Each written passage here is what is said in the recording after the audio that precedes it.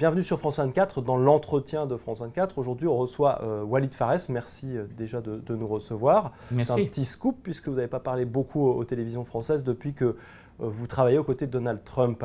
Pour vous présenter brièvement, vous avez enseigné aux États-Unis. Vous êtes conseiller aussi du gouvernement américain, conseiller du Congrès américain sur des questions de terrorisme et puis des questions de relations internationales, notamment sur le proche Moyen-Orient. Et puis donc récemment, vous êtes mis au service de Donald Trump, vous êtes devenu son conseiller en politique étrangère. Alors ma première question, elle est simple, Walid Pharres, comment ça se passe? Comment on conseille quelqu'un comme Donald Trump sur la politique étrangère? Est-ce qu'on repart de zéro?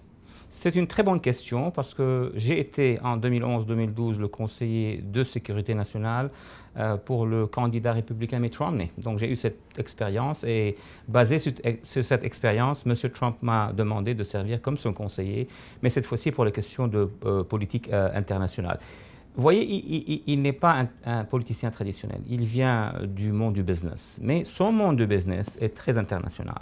C'est le PDG d'une organisation tout à fait énorme dans le monde entier. Donc, il a l'habitude de pouvoir s'adresser à des crises différentes, certainement sur le côté économique, financier, administratif. Maintenant, il s'est présenté comme candidat. Il est quand même conseillé par beaucoup de conseillers. Je suis juste un parmi une douzaine de conseillers sur les questions de sécurité, de défense et de politique internationale.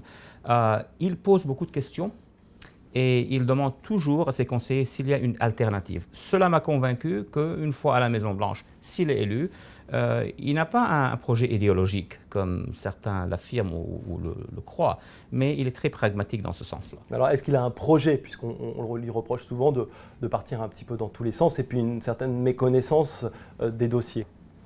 En fait, il a autant de connaissances, sinon plus, du monde, comment il fonctionne, plus que le sénateur Obama avant qu'il se présente à la candidature en 2007, disons, ou bien plus que le sénateur Obama avant qu'il soit un politicien, quand il était un organisateur d'action sociale.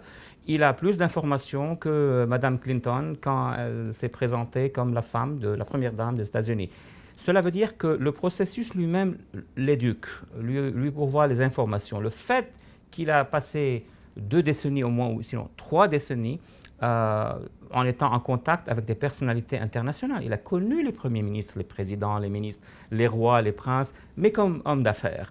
Cela est une expérience qui est très importante. Maintenant, bien sûr, il a été encadré par ses conseillers, parmi lesquels il y a beaucoup de ceux qui ont servi. Les administrations de Bush, les administrations de Reagan aussi, on en connaît quelques-uns.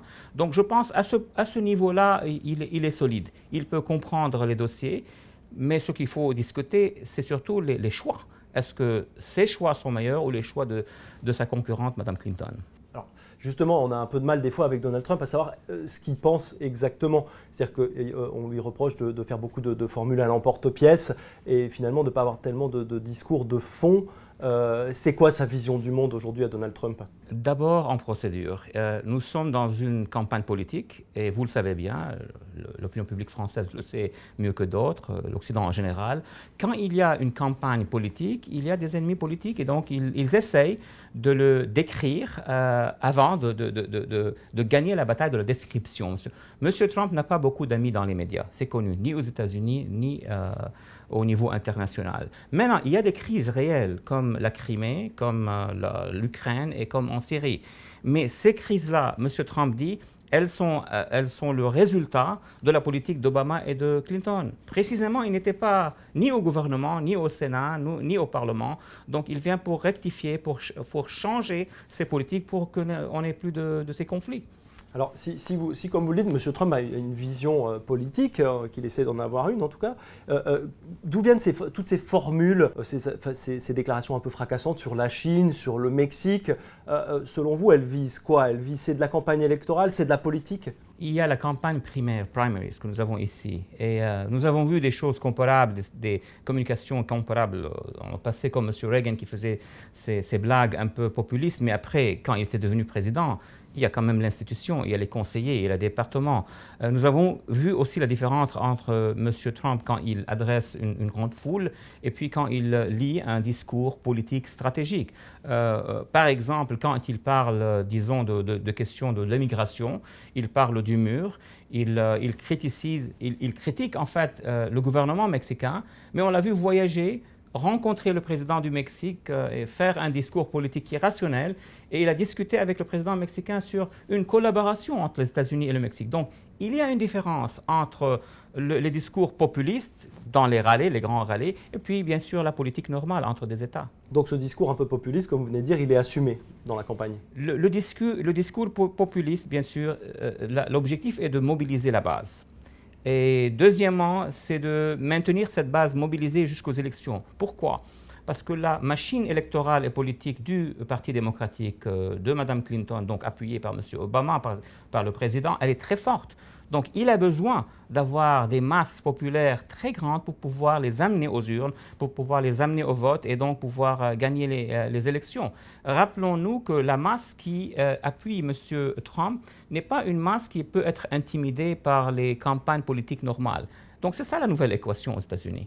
D'accord, mais du coup, les déclarations, par exemple, sur le Mexique, c'est quand même des déclarations qui, Mexique, Chine, etc., c'est des déclarations qui peuvent quand même faire du tort. Ce que je voudrais savoir, c'est comment on fait, une fois qu'on a fait toutes ces déclarations, pour ensuite avoir une politique étrangère, avoir des alliés, avoir une politique étrangère normale. Vous avez noté que après qu'il ait fait toutes ces déclarations en ce qui concerne l'immigration mexicaine, il a parlé stratégiquement au président du Mexique.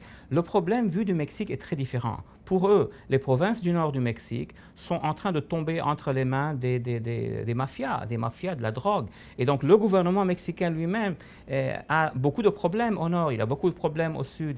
Il y a beaucoup d'armes qui sont en train d'être passées des États-Unis vers le Mexique. Donc, en dessous du discours populiste, il y a des questions stratégiques très importantes que les deux pays, une fois élus, s'il est élu bien sûr, vont devoir collaborer ensemble. Et des questions stratégiques auxquelles Donald Trump est capable de répondre. Il est tout à fait capable de répondre à ces questions.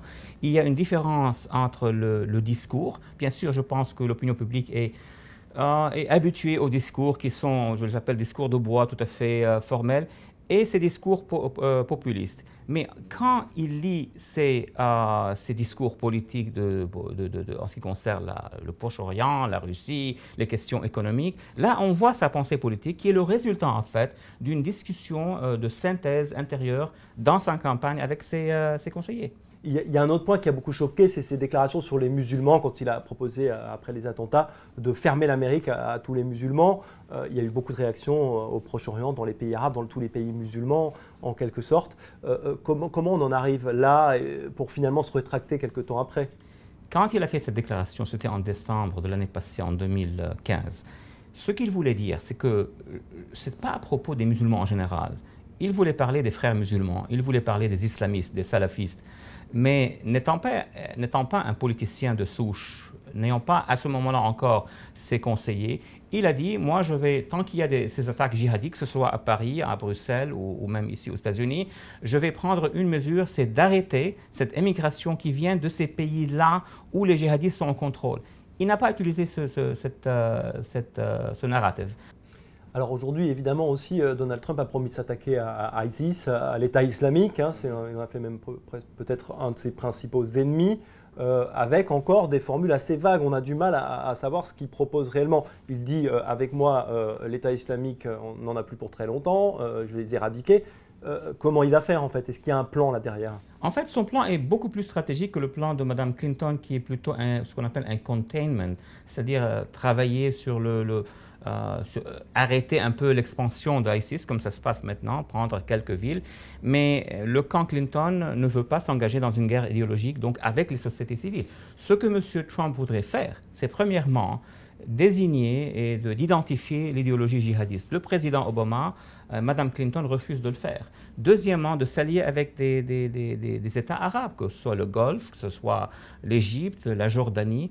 Troisièmement, s'allier avec les sociétés civiles sur le terrain pour pouvoir se concentrer contre, que ce soit Daesh, ISIS ou une prochaine organisation djihadiste. Ce qu'il veut exécuter, en fait, c'est la fin totale de ce problème. Ce n'est pas surtout un conflit militaire, mais un conflit idéologique. C'est là où il veut aller. Ça ne répond pas tout à fait à la question sur le plan de Trump pour se débarrasser de l'État islamique. Il y a d'abord reprendre les territoires qui sont contrôlés par ISIS. Mais la question la plus grande n'est pas la libération de ces territoires, que ce soit à Mosul ou à Raqqa ou dans d'autres. C'est quelle est l'autorité qui va prendre le dessus. M. Trump voudrait que ceux qui soient en charge, qui contrôlent Mosul et les zones sunnites, soient des sunnites modérés. Ce travail n'a pas été fait par l'administration américaine. Nous, les Américains, nous avons pris Mosul il y a 10 ans. Elle a été reprise par les djihadistes. Pourquoi? Parce que notre retrait de l'Irak a été la condition et la raison pour laquelle les sunnites ont rejoint Daesh. Pourquoi? Parce que nous avons laissé derrière nous un gouvernement qui était contrôlé par les Iraniens. Donc c'est un peu plus sophistiqué que de prendre la ville, c'est de savoir qui va être en charge après. Il y a aussi donc cette question après le débat qui revient sur l'idée que peut-être Donald Trump, en tout cas il a laissé planer le doute, qu'il ne reconnaîtrait peut-être pas le résultat de ces élections s'il perdait évidemment. Non. En fait, ce qu'il a dit, c'est pas s'il perdait, il ne reconnaîtrait pas. S'il y a des actions illégales, et donc, s'il y a un jeu et une non-représentation des résultats de vote, il entamerait une action. Mais pourquoi dit-il ça avant le vote? Alors, avant l'élection, il y a déjà des suspicions? Oui, tout à fait. Mais depuis septembre et août, il y a maintenant des articles. Et ces articles n'ont pas été publiés par la presse qui est proche de M. Trump. Il n'y en a pas beaucoup. Au Colorado, en Floride et d'autre part. C'est un avertissement à ce réseau qui, d'une part, a attaqué, a fait de la violence contre les positions républicaines, que ce soit en Caroline du Sud ou dans d'autres États. Et il y a eu donc maintenant ces enquêtes qui sont encore limitées. Et donc tout ce qu'il dit, en fait, c'est que si vous allez essayer de faire chambarder les élections en faisant des choses illégales, je ne reconnaîtrai pas, ce qui veut dire j'irai aux tribunaux. Une dernière question plus personnelle. Le 8 novembre, si Donald Trump est élu, qu'est-ce qui se passe pour vous? Qu'est-ce qu'il vous a promis? Ah, il n'a rien promis, pas du tout. Pour moi, ma mission s'arrête au matin du 9 novembre. Après cela, il y a tout à fait une autre institution de la campagne qui vient, c'est la transition, l'équipe de la transition qui, elle, choisit parmi les conseillers, parmi tous ceux qui ont travaillé avec lui, et propose des positions pour l'administration à venir. Mais on n'en a pas parlé. Walid Pharez, merci de nous avoir reçus, merci de nous avoir accordé cet entretien et puis restez sur France 24 pour d'autres informations.